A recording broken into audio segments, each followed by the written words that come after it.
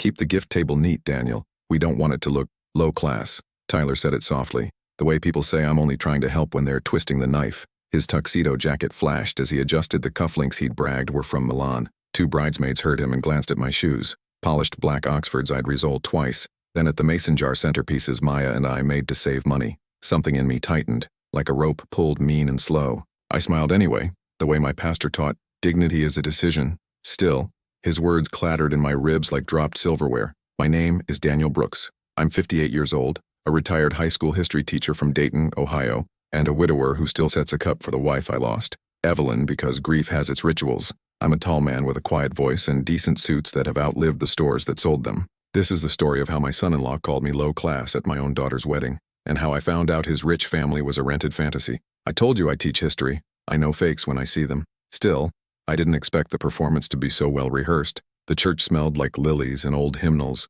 the way sanctuaries do in June. Sunlight came through stained glass that made everyone look a little saintly and a little haunted. Maya stood at the front in ivory satin, breathtaking in a way that punished the heart. She has her mother's smile and her father's stubbornness, which means I have been outvoted by the two people I love most since she was 3. The organ started. I breathed in and tasted metal, the kind that announces a storm that hasn't reached the weather app yet. Earlier, in the fellowship hall, Tyler's mother had kissed my cheek and said, "We're delighted, Mr. Brooks." But her eyes flicked past me to the rented floral wall like she was calculating square footage of money. The father, lean, tan, a too bright grin, called himself Franklin Vaughn, and gripped my hand with a politician's handshake. He told me about the family's portfolio and offered to introduce me to people on the coasts, as if my life needed correcting. People who really have money talk like they own silence. These folks were noisy with it. That was the first seam I saw. I carried the card box to the gift table and set it beside a framed photo of Maya at 6,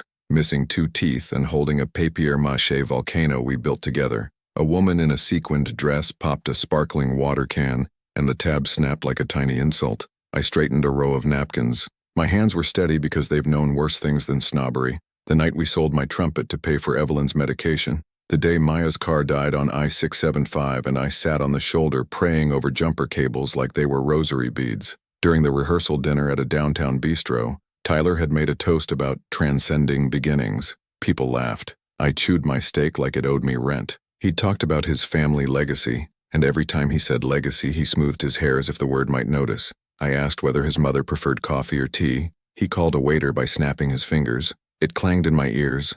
I didn't confront him then. I learned from Evelyn that some battles are won by letting the other person keep talking. What I did do was notice things. Tyler's mother said she grew up riding in a driver's seat that smelled like new leather, but she didn't know the difference between a Buick and a Lincoln parked outside. Tyler said the family had a place in Naples, but when someone asked which street, he said, "The one near the water." If you've lived near the water, you know the street. If you're pretending, it's just water. Back in the church, the ceremony started. When the pastor asked who gives this woman to be married, I said, "Her father does," and my voice was steady except for the part where it broke, and I let it break because love deserves honesty. As I handed Maya's hand to Tyler, he squeezed my shoulder and whispered that line about low class. He did it like he was telling me a secret we could share, a joke at my expense that would bind us. It didn't. It lit something older and quieter inside me, a furnace that burns slow and clean. I want to pause here and talk to whoever's listening. Where are you from?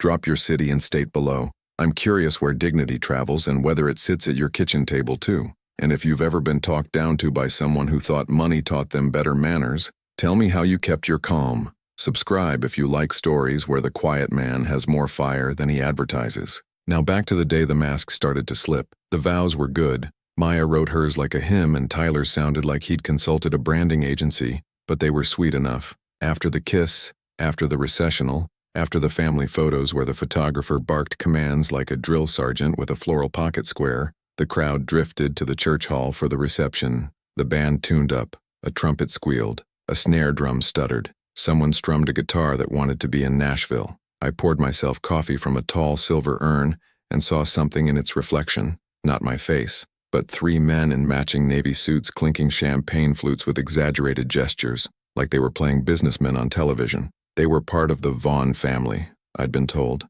A cousin pulled me aside and said, "Uncle, those men said they just flew in from Boston." The word flew was elongated, like a rubber band. I watched the men try too hard to be invisible. The way they scanned the room waiting for cues, how they laughed a fraction of a beat later, how one of them checked his watch and then checked it again as if his wrist told a teacher the right answer. A woman introduced as Tyler's Aunt Beth complimented the centerpieces and asked which decor company we used. "My kitchen table," I said. She blinked. Her eyelashes were thick enough to shade small birds. "How resourceful," she murmured, then mispronounced Montgomery County in a way no one from here would. The Vaughns moved through the room like well-choreographed smoke. Still, I held myself steady. My daughter was married. The day was already heavy with joy. The trick with people like Tyler is they count on you to lose your temper so they can call it proof. I made small talk. I complimented the cake. I refilled coffee. I folded a stray napkin into the shape of a lily because my hands needed somewhere to cast their nervous energy. Then I caught a scent,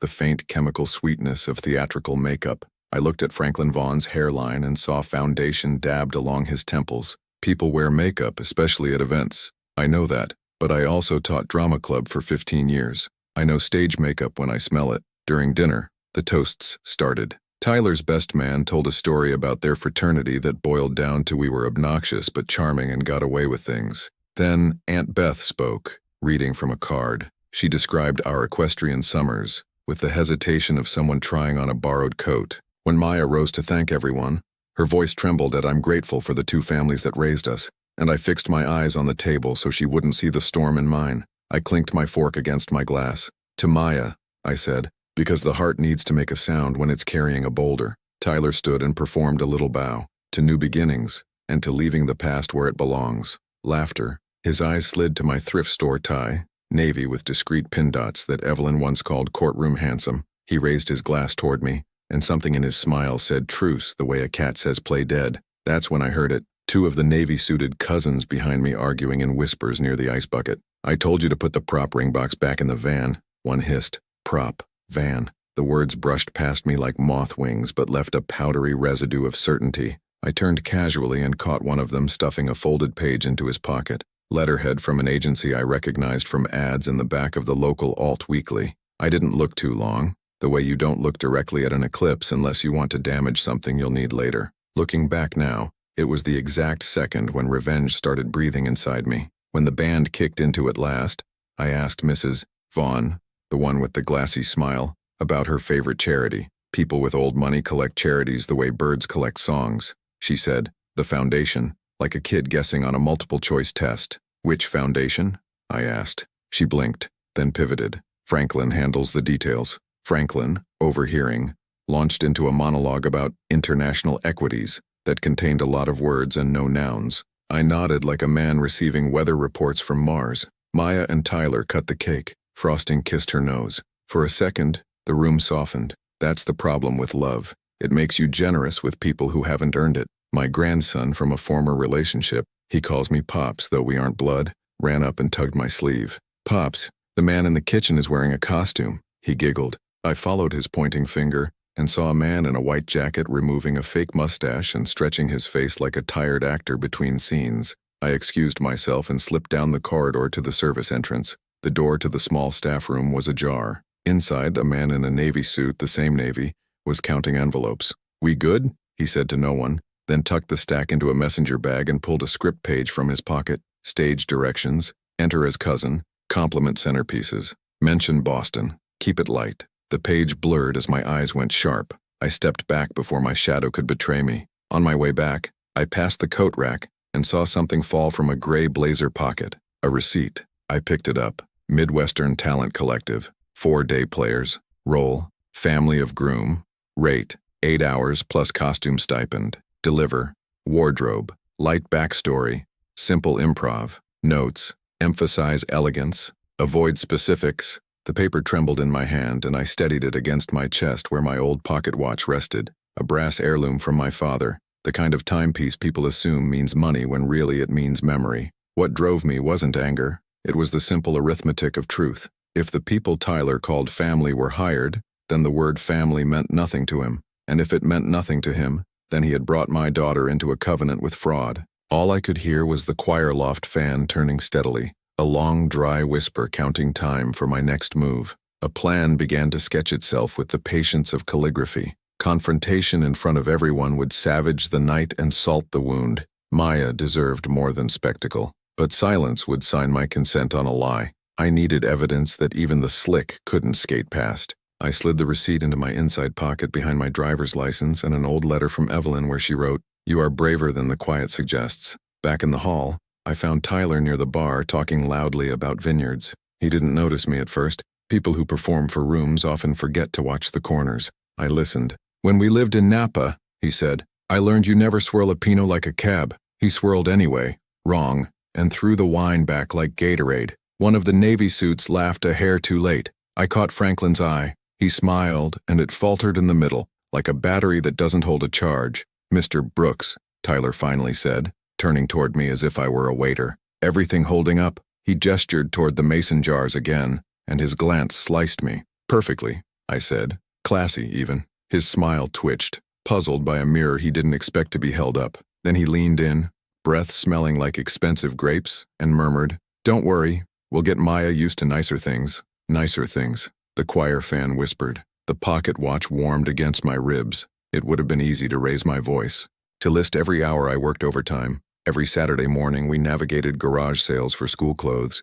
Every night I rubbed Evelyn's feet while the news muttered about markets as if they were gods. But I have learned that the most devastating silence is the one that arrives holding receipts. I excused myself again and found my way to the hallway outside the Vaughn family table. On a chair, someone's phone buzzed. The lock screen lit with a text, "MTC van out back. Invoice paid. Good show. Good show." I looked up, and the man with the mustache, now bare-faced, stepped out with a garment bag and nearly bumped me. "Pardon," he said in a voice that wasn't British anymore, though he'd been British at dinner. "Long day?" I asked softly. He paused, clocked me. "Old man, good suit?" Eyes that held questions, and nodded. "8-hour call," he said, then bit his tongue like he'd revealed the secret of a magic trick. We looked at each other for a beat that could have gone either way. He straightened. "Excuse me," he added, the British returning from wherever he'd tucked it. I returned to the dance floor, where Maya was swaying with her friends, her laughter flaring and dimming like a candle caught in a draft. She saw me and smiled, and for a second she was 6 again, holding our papier-mâché volcano, yelling we made lava. I felt the double life of a father, joy for who she is, and fear for who she might be asked to pretend to be. A DJ voice announced the father-daughter dance. I led her to the center. The band switched from big band to a slow Sam Cooke, and the room reshaped itself around the song. "Are you happy?" I asked quietly. "Right now?" She nodded. "Right now I'm very happy." Her eyes searched mine. "And you?" "Right now," I said, "I'm keeping time." She studied my face the way a daughter studies a weather map. "Dad," she whispered, "don't let anyone make you feel small." The song dipped, our steps folded around it, and I thought of the receipt in my pocket, of the van out back, of the man whose accent came and went like weather. I almost stopped there, almost, but what I did instead shocked even me. I released Maya and kissed her forehead. "I love you," I said, "always." Then I slipped toward the back entrance, down the corridor that smelled faintly of dish soap and cologne. Outside, evening had laid her blue hand over the church parking lot. A white cargo van idled by the dumpster, engine ticking like a metronome. A woman in a blazer held a clipboard. She looked at me as if I were a misplaced prop. "Can I help you?" she asked. "Yes," I said, and my voice was very calm. "You already have." She shifted her stance, protective of the clipboard. I could see the roster attached with a giant black binder clip. Names, call times, roles. The corner listed a phone number and there it was, the agency name. I pulled out my wallet, found a business card I'd kept from my tutoring days, and held it up like identification. "I'm handling end-of-night logistics," I said. "We need a copy of the invoice for the church records." She blinked. "They told us to send it to the groom." "I'm sure," I said, "but Ms. Patel, the church secretary, gets very particular about vendor files. Trust me, it's easier to hand me a copy than to get 3 voicemails and a letter in cursive." I smiled the way teachers do when they've memorized all your tells. She hesitated, then tore off the top pink sheet and held it out. I took it gently. It wasn't everything, but it was enough. Behind her, the man with the ex-mustache lifted a garment bag into the van. "Break's over,"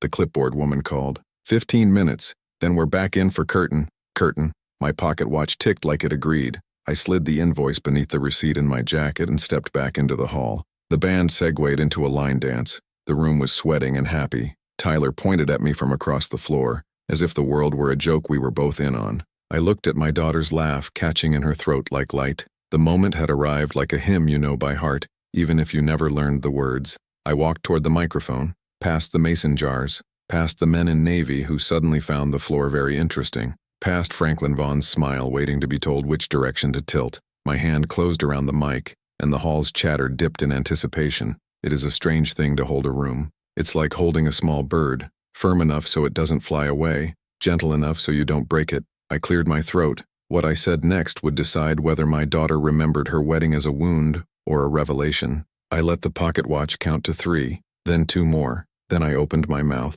the receipts warm against my chest, as the band's last note hung in the air like a question no one wanted to ask. The microphone gave a soft feedback squeal, the sound of truth stretching its limbs. I glanced at the band. They froze mid-tune. A couple of waiters paused near the kitchen doors. Even the clinking of forks seemed to hesitate, unsure whether to proceed. "I'd like to make a quick toast," I said, voice calm as a sermon before the thunder starts. "To family, real family." People chuckled, the polite kind of laugh that comes when they expect a sentimental story. Tyler adjusted his tie, already smiling for the applause he thought was coming. Maya looked radiant and a little confused, her hand resting on his arm. The fake Vaughns gathered themselves into photogenic poses, ready for another round of polite applause. "When I was a teacher," I continued, "I used to tell my students that history has one simple rule. The truth might be late to the party, but it always shows up." I pulled the pink invoice sheet from my inside pocket, folded in half. I didn't raise it yet, just kept it visible enough that the clipboard woman,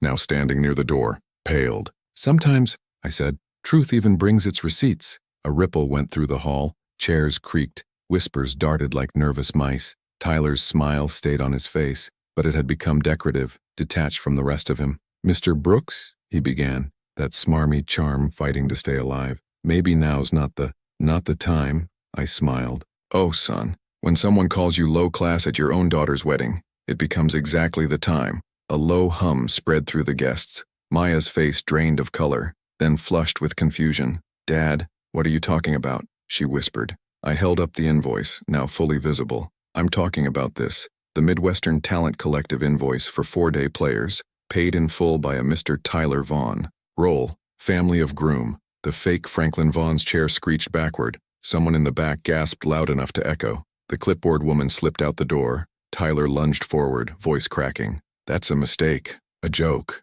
Someone's trying to—" "Stop," I said quietly, and the word carried the weight of 3 decades of classroom authority. "Don't make it worse by lying in front of her." I pointed toward Maya. Her lips parted. Is that true?" Tyler tried to laugh, but it came out dry, desperate. "You don't understand. My real parents couldn't come, and I didn't want you to think that you came from nothing," I interrupted, "because so did I. But I didn't build my life pretending otherwise. There's a kind of silence that doesn't hurt. It cleans." The guests weren't watching him anymore. They were watching her, the bride, the woman trying to breathe through the collapse of her wedding night. I wanted to take her hand, but this was her truth to face, not mine to shield. Tyler's father stood up. "Our contract said no public interaction," he muttered, already heading for the exit. The other family members followed like dominoes, tipping one by one. Their navy suits shimmered under the string lights as they disappeared out the door, leaving only the scent of rented cologne behind. Maya stared at Tyler as if he were a hologram flickering at the edges.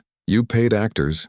You lied to me." He reached for her hand, and she recoiled. "I wanted you to be proud," he said. "Your dad. He kept talking about hard work and legacy. I didn't want to seem small." "Small?" My voice cracked sharp. "You insulted me to feel tall." Tyler's eyes darted around for sympathy, but the room had turned into a jury box. A few guests quietly filmed with their phones. Someone whispered, "Did he really hire actors?" A cousin from my side crossed his arms and muttered, "Guess the apple rolled off the tree and into a pile of fake diamonds." That line drew a muffled laugh, a cruel kind, but it wasn't mine. I didn't want cruelty. I wanted clarity. I stepped closer, lowering my tone so the words came heavy and honest. "Tyler, I worked 40 years so my daughter could stand beside a man with decency. You could have told her the truth. You could have told me the truth. But instead, you built a castle of cardboard and then called my house a shack." He tried again. "Mr. Brooks, please, I love her. Then why did you marry her with strangers pretending to love you?"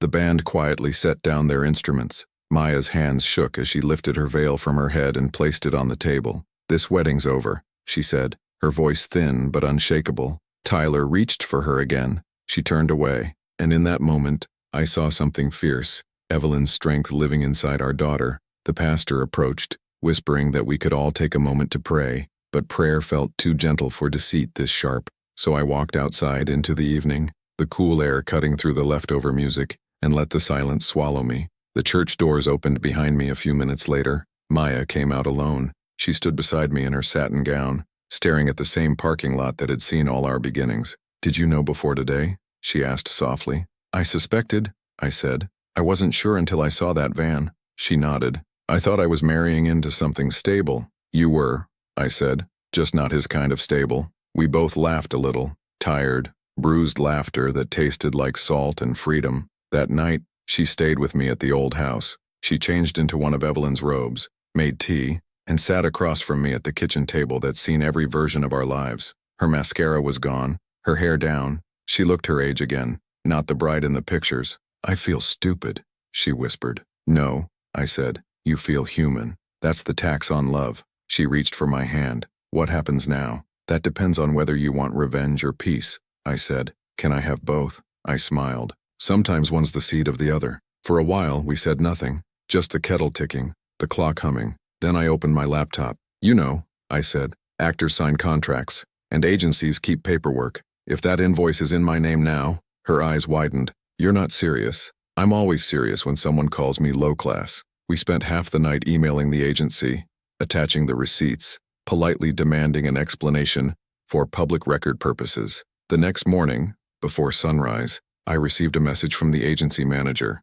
"Please note, confidentiality clause applies. Do not share media footage." That sentence confirmed it all, and a man with my years knows how to read what isn't said. 2 days later, the local paper published a piece titled, "Wedding Scandal in Dayton, Groom's Family Exposed as Hired Actors." I didn't send it, but someone had. The story spread faster than truth usually gets to travel. Maybe one of those Navy suits talked to pay off guilt. Or maybe karma finally found a Wi-Fi signal. Tyler tried calling Maya. She didn't answer. He tried me next. "Mr. Brooks," he said, voice hoarse, "you've ruined me." "I didn't ruin you," I said. "You bought the ruin wholesale." He started crying then, the ugly kind, the kind that sounds like apology but isn't quite there yet. I listened, not to comfort him, but to remember how weakness sounds when it realizes it's been caught pretending to be power. The following week, I went back to the church to return a borrowed suit rack. The pastor met me at the door, eyes full of sympathy. "You handled it with grace,"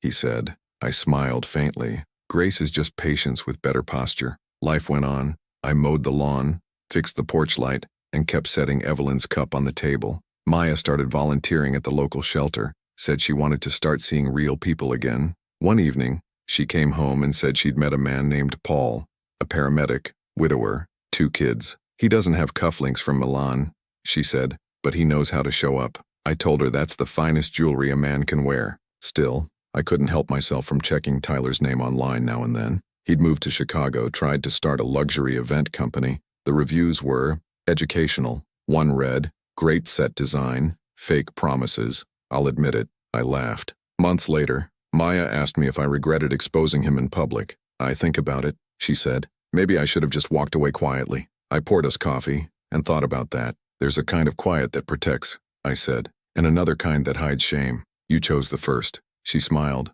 "I got that from you." That night, before bed, I opened the drawer where I keep Evelyn's letters. The one I'd carried that day still smelled faintly of lavender. She once wrote, "Dignity isn't a costume. It's skin. You don't take it off to impress anyone." I realized that's what I'd taught Tyler without meaning to. You can fake class, but not character. And yet, part of me still wanted closure. So, a few weeks later, I drove to Chicago. Not to confront him, not to shout, just to see what kind of man he'd become when the lights were off. I found him outside a small cafe, wearing a cheap suit and handing out flyers for his business. His smile was gone, replaced by a dull politeness. He didn't notice me at first. When he finally did, he froze. "Mr. Brooks." "Tyler." We stood there for a long moment, city noise moving around us. Finally, he said, "I didn't mean it. The low-class thing." "Yes, you did," I said, "but I forgive you anyway." He looked like a man waiting for another punch that never came. "I hope you build something real this time," I added. "Fake foundations don't hold weight." He nodded, and I walked away before he could answer. Back home, I told Maya. She smiled through tears. "You forgave him." "I had to," I said. "Otherwise, he'd still be living rent-free in our heads."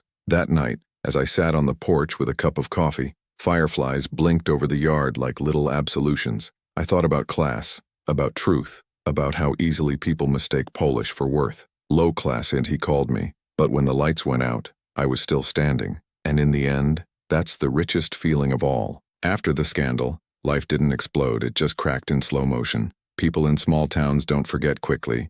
They just change the way they look at you. Some tilt their heads in pity, others in quiet admiration, but they all remember the story. For months, every grocery run felt like a soft echo of that wedding. At the produce aisle, Mrs. Turner from church whispered, "I never liked that boy." At the gas station, a young clerk said, "Sir, you really roasted him," like I'd performed stand-up instead of surgery. I smiled and nodded, but inside, I knew it wasn't victory I'd earned, it was clarity. The human heart has strange appetites. We say we want peace, but part of us craves justice in a language the world can hear. I had both that night, and neither felt as sweet as I'd imagined. Maya took time off work. She stopped wearing her wedding ring and started walking in the mornings, long routes through the park where the geese honked like gossipers. Sometimes she came home with wildflowers and put them in an old jam jar, saying nothing. That silence between us was gentle, like recovery after fever. One morning she found me fixing the porch swing. "Dad,"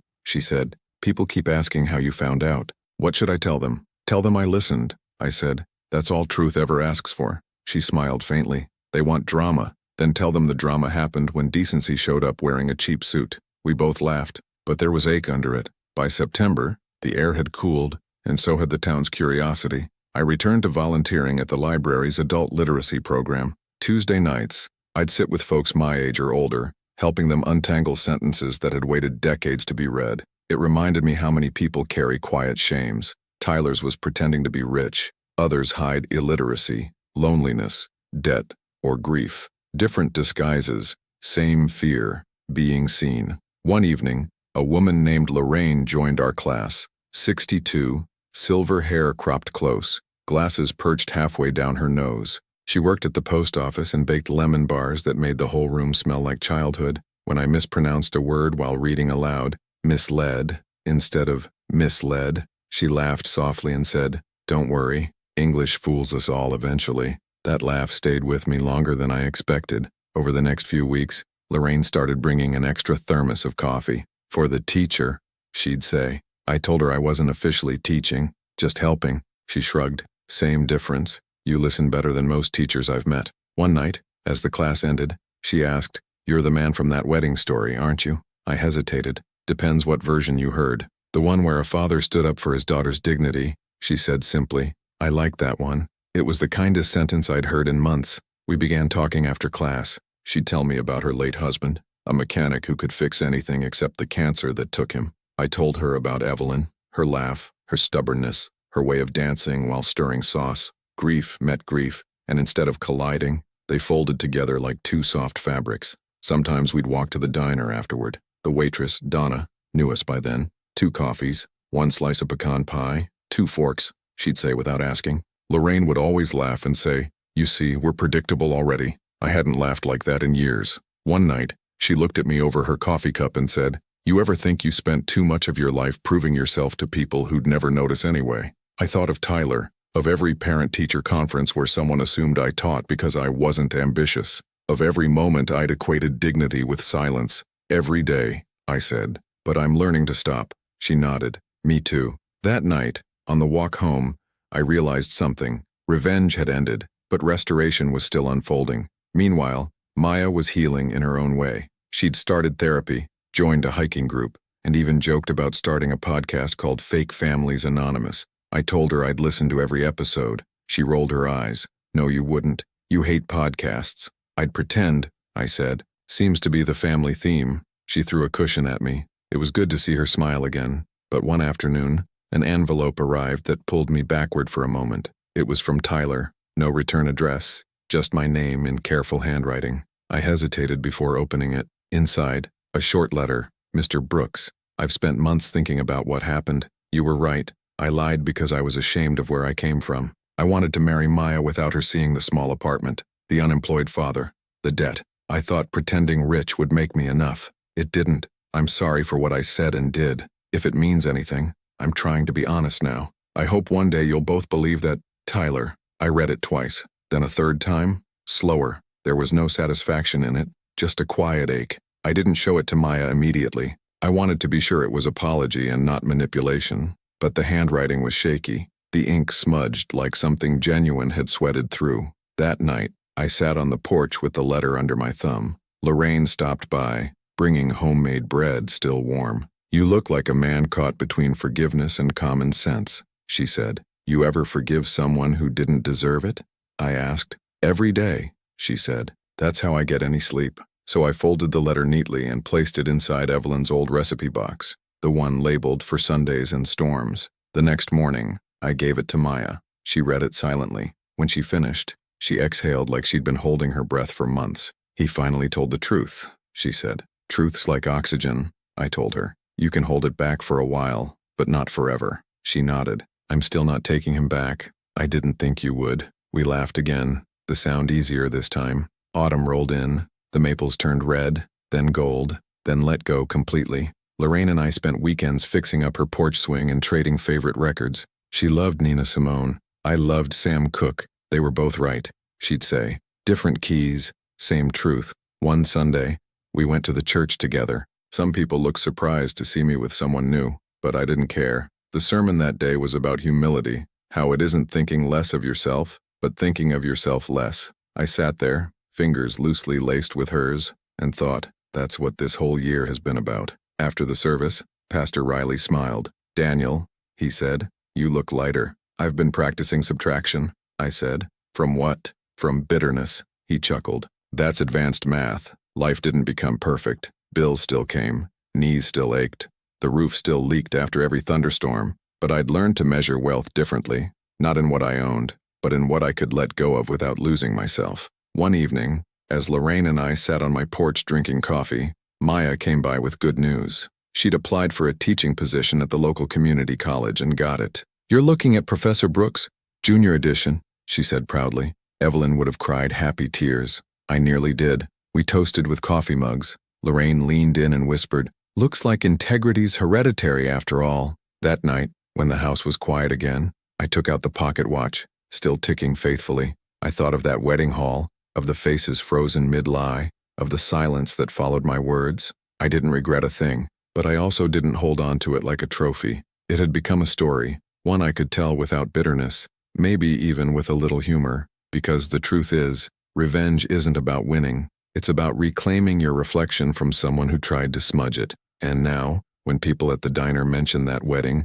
I smile and say, yeah, that was me, the low-class guy who taught the high-class faker how to act. They laugh, and I laugh with them, not because it's funny, but because laughter means the story doesn't own me anymore. Sometimes, when the wind rattles the porch chimes just right, I imagine Evelyn smiling somewhere, proud that her quiet man finally spoke loud enough for the world to hear. And maybe that's the truest revenge of all. Not the exposure, not the headlines, but living decently in a world that keeps rewarding pretense. It's strange how peace can sneak up on you. One day, you wake up and realize the hurt has stopped knocking so loud. The kettle whistles softer, the walls don't echo anymore, and the world outside feels less like a stage and more like a place you can walk through without performing. That was my life 6 months after the wedding. Maya was thriving at the community college. Lorraine and I had settled into an easy rhythm, coffee at dawn, shared jokes about aging, and long walks by the river where the geese were now our nosy companions. My knees protested, but my heart didn't. One Saturday, we went to the county fair. The smell of kettle corn and engine oil filled the air. Children ran with sticky fingers and adults pretended they weren't tired. Lorraine spotted a booth where you could take an old-timey photo, sepia tone, props, costumes, the whole thing. "Let's do it," she said. "Why? We already are old-timey," I joked. She laughed. "Humor me." They dressed me in a vintage vest, and her in a lace shawl. The photographer told us to look serious, but Lorraine grinned anyway. When the print came out, she looked radiant, and I looked like a man trying not to fall in love again. That night, I pinned the photo to my refrigerator door. For the first time in years, the house didn't feel like a museum. It felt alive. But peace is a jealous thing. It doesn't like competition. A week later, while sorting the mail, I found a thin envelope from Chicago. Tyler again. This time it was addressed to Maya but forwarded to my house. I hesitated, then called her. She arrived that evening, her car crunching over the gravel. We stood by the porch light as she tore it open. Inside was a printed email thread. Tyler had been offered a television interview. A national daytime show wanted him to share his side of the viral wedding story. He'd written to the producer, "I'm considering it, but I want to be respectful to the Brooks family first." "Respectful?" Maya muttered. "He's going to sell it." "Probably," I said. "Scandals make good currency." She sighed. "What should we do?" I thought of calling a lawyer, or writing a statement, or simply ignoring it. But somewhere deeper, an older instinct stirred, the same one that had whispered the word revenge months ago. I hated how natural it still felt, like an old coat that still fit too well. That night, after Maya left, I sat on the porch in the dark. Lorraine called. "You sound far away," she said. "I got a letter from the past," I answered. "Does it still have a return address?" I smiled. "Unfortunately, yes." She paused. "Then don't send mail back." She always knew how to pull me off the ledge of my own temper. Still, I couldn't sleep. I imagined Tyler sitting in some studio, telling his half-truths to sympathetic strangers, rewriting the story until he looked noble and I looked bitter. The thought gnawed at me. The next day, while having breakfast at the diner, Donna set down my coffee and said, "You see the news? That boy's going on TV." So it had begun. The rumor had traveled faster than the truth ever could. Lorraine reached across the table and touched my hand. "Don't let him live rent-free in your head again," she said. I wanted to promise her I wouldn't, but part of me already had. That evening, I wrote a letter, not to the producer, not to the press, to Tyler. "If you're going to tell your story, tell it truthfully. Don't clean it up to make yourself look better, and don't make me the villain. I'm too old to care about reputation, but my daughter deserves honesty. You called me low class once. Remember that it wasn't money that proved you wrong. It was truth. Tell that truth on camera, and maybe you'll finally be the man she thought she married." I mailed it without signing my name. A week passed, then 2, no response. Then, one Monday morning, Maya called from her office. "Dad," it aired. I turned on the television just in time to catch the last few minutes.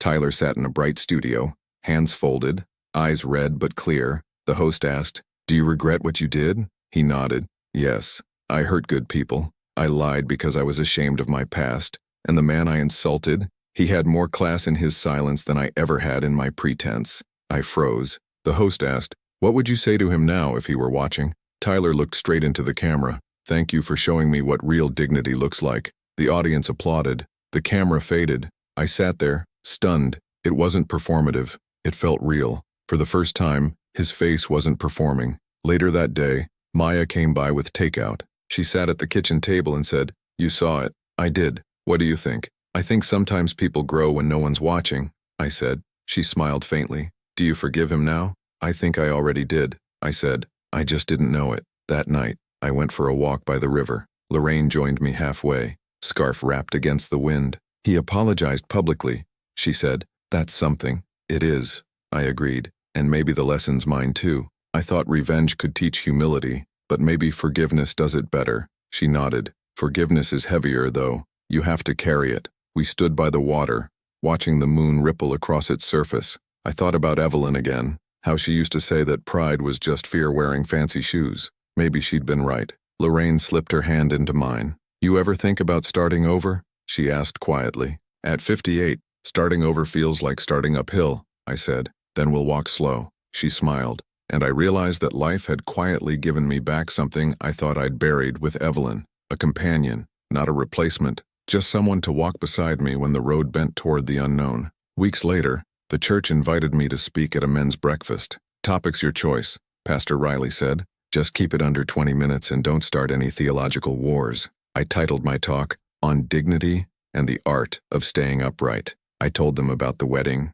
about the lie, about the night I held a microphone, and a truth heavy enough to tip the room. And then I told them the part that mattered more, that revenge gives you fire, but forgiveness gives you light. When it ended, an older man came up to me. "My son hasn't spoken to me in years," he said. "I keep replaying the last argument. Maybe I'll write him a letter." "Make it short," I said. "The truth doesn't need decoration." That afternoon, as Lorraine and I walked home, she looked at me sideways. "You realize you've become a local legend. Legends are just people who didn't move away fast enough," I said. She laughed. "Well, stay a while." That night, we sat on the porch as the sky turned purple. The air smelled like rain and cut grass. Maya texted us a photo of her students holding handmade Thank you, Professor Brooks cards. My heart swelled in that quiet, parental way, proud, but humbled by time. I realized something then. The story that began with humiliation had ended with restoration, not just for me, but for everyone it touched. Tyler found humility on live television. Maya found herself again. Lorraine found laughter where grief used to live. And I found peace. Not the kind that hides in silence, but the kind that speaks softly and doesn't need applause. Life isn't fair, but it's remarkably consistent. The truth always shows up, even when it's late to the party. That night, as the first drops of rain began to fall, I whispered to the air, "You were right, Evelyn. Dignity isn't a costume. It's skin." And under that steady rain, I finally felt clean. Spring came late that year. The lilacs bloomed 2 weeks past schedule, as if the earth itself had learned to take its time. My knees complained when I bent to trim them, but Lorraine said that was the sound of wisdom settling in. She said it with that mischievous grin that made me believe pain could be poetic if you listened kindly enough. Maya had finished her first semester of teaching. I went to her final lecture, sat in the back, pretending to be anonymous until she called me out with, "That's my dad, everyone. He taught me everything about history, and probably too much about revenge." The students laughed. I tried to look modest and failed completely. After class, one of her students came up to me and said, "Professor Brooks tells us real class isn't money, it's memory." I nodded. "She's right," I said, "and memory's the only currency that doesn't lose value." Back home, I found Lorraine painting the porch rail. She'd brought over a small radio that played jazz so old it sounded new again. She handed me a brush. "Don't just supervise," she said. "Earn your lemonade." We painted in comfortable silence. The house looked younger for it. So did we. Later that week, Maya asked me to come with her to the courthouse. She wanted to legally restore her maiden name. "I don't want to carry someone else's lie on my mail anymore," she said. The clerk smiled kindly as Maya signed the form. Maya Evelyn Brooks. Seeing Evelyn's name there again felt like sunlight landing where it used to. Afterwards, we celebrated with cheeseburgers and milkshakes. Same diner, same booth as always. Donna, the waitress, winked. "You Brookses sure know how to turn heartbreak into a hobby," she said. Maya laughed. "It's genetic." But that night, back home, I caught myself wondering, what would come next? When life stops being a battle, what do you fight for? I thought I'd found the answer a week later when Lorraine invited me to a benefit dinner at the community center. The town was raising funds for literacy programs. They'd asked her to bring dessert. She asked me to come for moral support. I wore my best gray suit, the one I'd almost buried in the back of the closet after the wedding. The room buzzed with chatter and the smell of casseroles. At the microphone, the director thanked the volunteers, including Mr. Daniel Brooks, whose calm voice has convinced more adults to keep reading than the county library itself. The applause embarrassed me. Lorraine elbowed me gently. "Told you dignity's contagious." Halfway through dinner, I noticed a familiar face near the door. Tall, thin, unsure of himself. Tyler. He looked different. Shorter hair, no designer suit, a paper name tag that simply read, "Volunteer." He was helping stack chairs. I froze. Lorraine noticed my hand tighten around the fork. "You okay?" she whispered. "I didn't expect this," I said. She nodded. "Maybe you weren't supposed to." Life likes surprise endings. I didn't approach him right away. I watched as he carried trays, smiled awkwardly, and avoided my gaze. Finally, as people started leaving, he came over. "Mr. Brooks, Tyler," he swallowed. "I've been volunteering here for a few months, helping people prep for GED exams. Thought it was time to start giving back." "That's good work," I said. He nodded, eyes down. "I wanted to thank you. I don't expect forgiveness, but I wanted to earn some kind of, I don't know, decency." "You already started," I said. We stood there for a while, not enemies, not family, just two men who'd survived their own foolishness. Finally, I extended my hand. He hesitated, then took it. His grip was humble now. As he left, Lorraine whispered, "Closure looks good on you." On the drive home, I felt something ease in my chest. Forgiveness isn't about release, it's about return. It lets you come back to yourself. The next morning, I found an envelope in my mailbox. No name, just a small note inside. "Thank you for shaking my hand." It meant more than the apology ever could.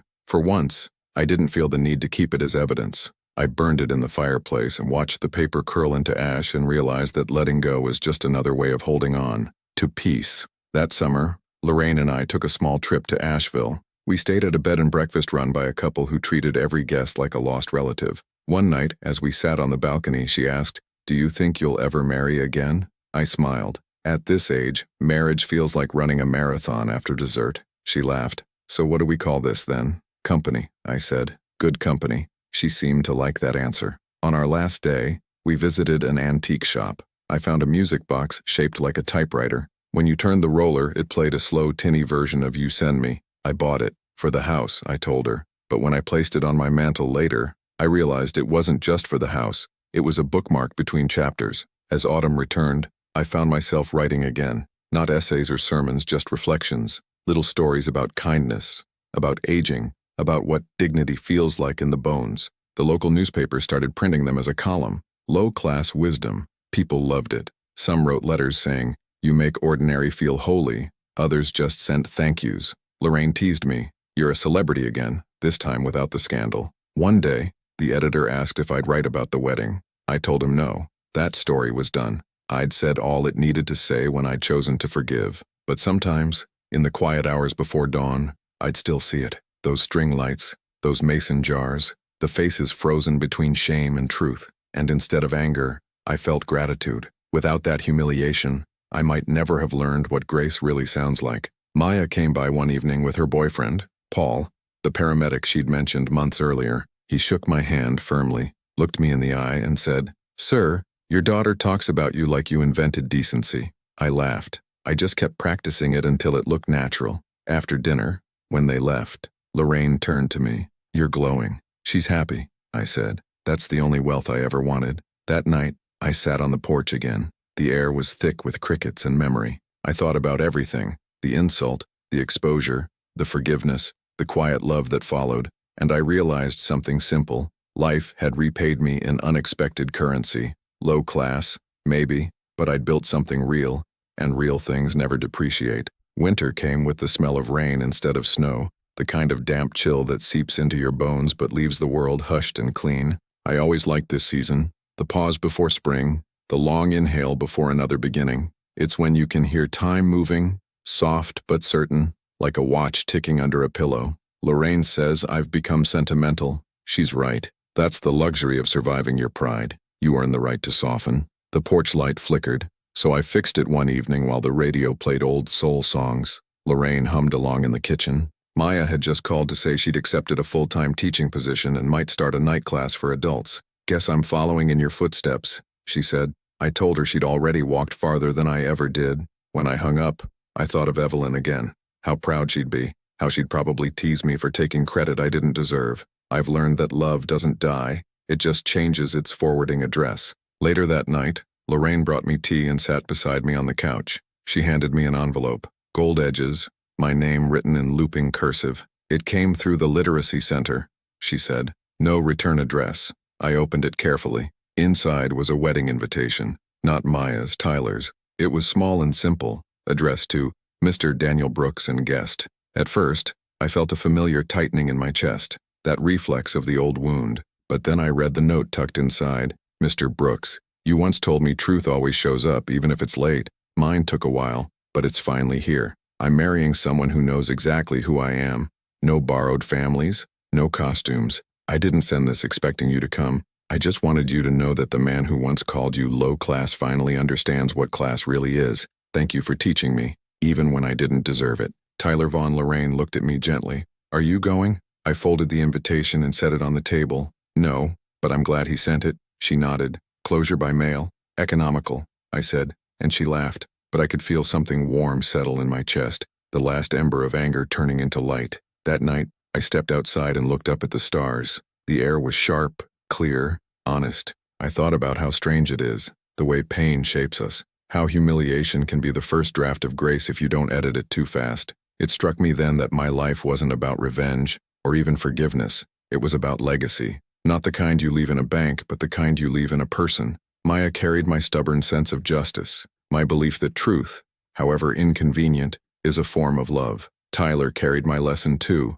though neither of us had planned it that way. Even Lorraine, with her quiet laughter and steady patience, had taught me that second chances don't arrive with fanfare. They knock softly and wait to be let in. A few weeks later, the local paper asked me to write a New Year's piece. I called it The Fine Art of Being Low Class. I wrote that decency is a habit, not a social tier, that the richest people I've ever known never owned much besides self-respect, And that revenge, when practiced long enough, turns into wisdom. Because the moment you stop proving your worth, you start living it. It became the most read column of the year. People stopped me at the market to say, "You're right, Mr. Brooks, real class doesn't show up in your wallet. It shows up when you lose and still behave like you've won." I told them the secret. It's easy to win gracefully when you remember the game isn't about applause. One evening, Maya brought Paul over for dinner. They had news. Engagement news this time. Real, simple, sincere. No rented smiles. No invoices hiding in pockets. Just two people who wanted to walk through life holding hands,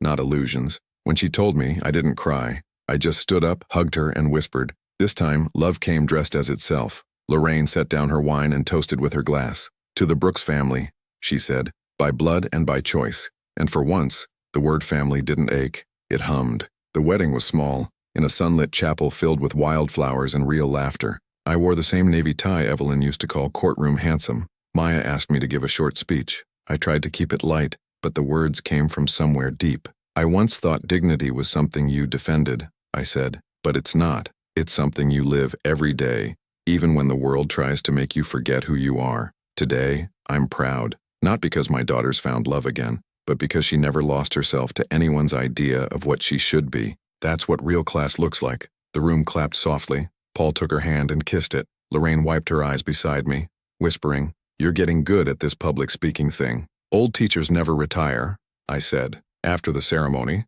as the band played and the guests danced, I stepped outside for a moment. The air smelled of honeysuckle and second chances. A breeze stirred the grass, and for a fleeting second, I could almost feel Evelyn beside me. I smiled and said quietly, "You'd like her, Ev. She laughs like you did." Lorraine joined me, linking her arm through mine. "What are you thinking about?" she asked. "About how life keeps proving me wrong in the best possible ways." She smiled. "That's because you listen." The band inside switched songs, to at last, the same song from the old wedding, the one that once played under a lie. I froze for half a heartbeat, then laughed softly. Guess the universe has a sense of humor. Lorraine tugged my hand. "Then let's dance it right this time." We danced slowly under the porch light.